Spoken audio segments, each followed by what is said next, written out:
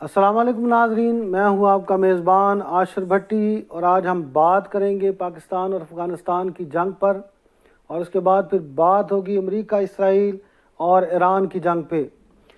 पाकिस्तान ने अब तक जो अफ़गानिस्तान पर बड़े हमले किए हैं वो ज़मीनी और फ़ज़ाई हमले थे, वो हमले कामयाब हमले थे और अब तक 331 तालिबान जो हैं वो हलाक हो चुके हैं और 63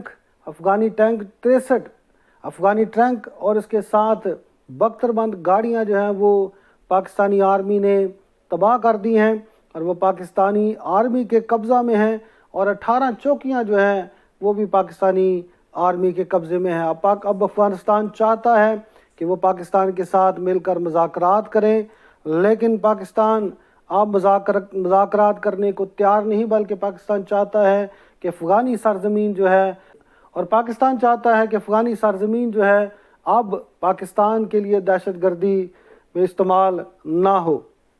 उसके साथ हम बात करते हैं अमेरिका, इसराइल और ईरान की जंग पे।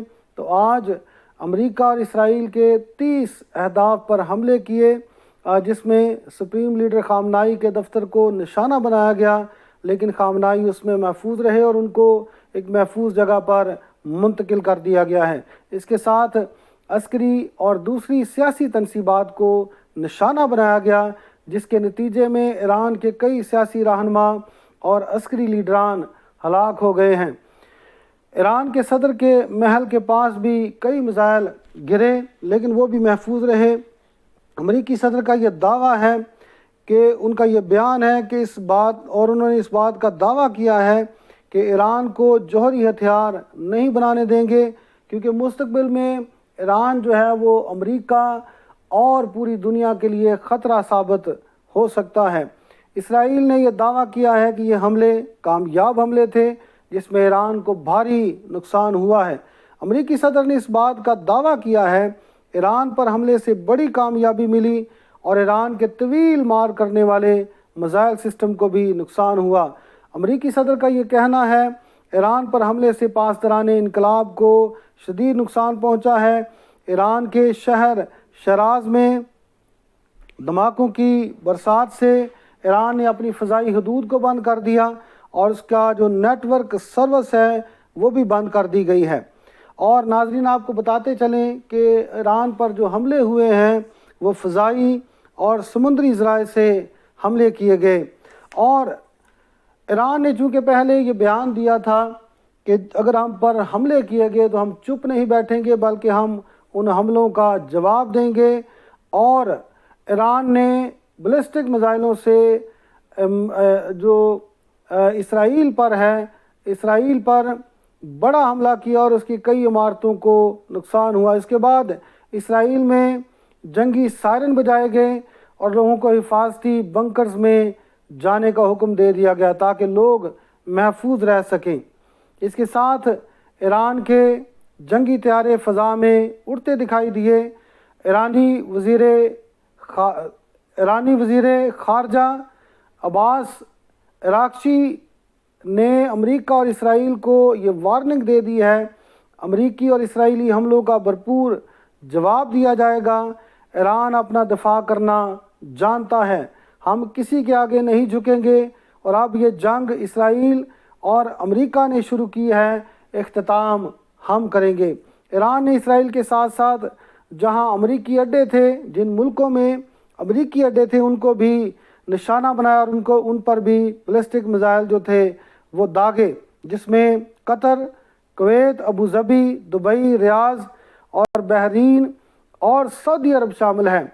अब इन मुल्कों का ये कहना है कि ईरान ने अमेरिकी अड्डों पर हमला नहीं किया, बल्कि हमारे मुल्क पर हमला किया है। ईरानी सुप्रीम लीडर को महफूज जगह पर मुंतकिल कर दिया गया है। अब नाजरीन, ईरान अकेला जंग लड़ रहा है।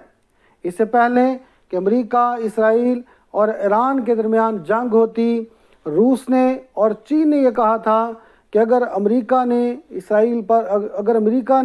इसराइल के साथ मिलकर ईरान पर हमला किया तो हम चुप नहीं बैठेंगे, बल्कि हम ईरान के साथ खड़े रहेंगे। और इसके साथ साथ शुमाली कोरिया के जो सदर हैं انہوں نے بھی کہا تھا کہ ہم ایران کو اکیلا نہیں چھوڑیں گے، اگر ایران کے ساتھ امریکہ نے جنگ چھیڑی تو ہم ایران کا ساتھ دیں گے، امریکہ کا ساتھ نہیں دیں گے، اور ہم ہر حالت میں ایران کے ساتھ کھڑے ہوں گے۔ اور اب مستقبل میں ہم دیکھیں کہ جنگ لگ چکی ہے اور اسرائیل اور امریکہ کی طرف سے بھی حملے ایران پر جاری ہیں، اور ایران کی طرف سے بھی جو امریکہ کی تنصیبات جو ہیں، بحری بیڑا جو ہے، جو امریکہ نے ایک بہت بڑا بیڑا جو تھا، سب سے بڑا بیڑا جس پر کئی جو جنگی طیارے ہیں وہ کھڑے ہو سکتے ہیں، ٹینک اس پر جو ہے وہ لوڈ کیے جا سکتے ہیں، اور اس طرح اور جو جنگی سامان ہے وہ بھی اس میں بہت زیادہ اس میں آ سکتا ہے۔ تو اس پر اس کا جو 5واں فلور تھا اس پر بیلسٹک میزائل جو تھا وہ داغا ایران نے اور اس کو ہٹ کیا۔ تو اب ایران جو ہے وہ اکیلا ہی جنگ لڑ رہا ہے۔ اب دیکھیں کہ مستقبل میں روس، چائنا اور جو شمالی کوریا ہے، کیا وہ ایران کے ساتھ کھڑے ہوتے ہیں؟ اس کے ساتھ ہی اگلے ولاگ تک کے لیے دیجیے اجازت۔ اللہ حافظ۔ پاکستان زندہ باد۔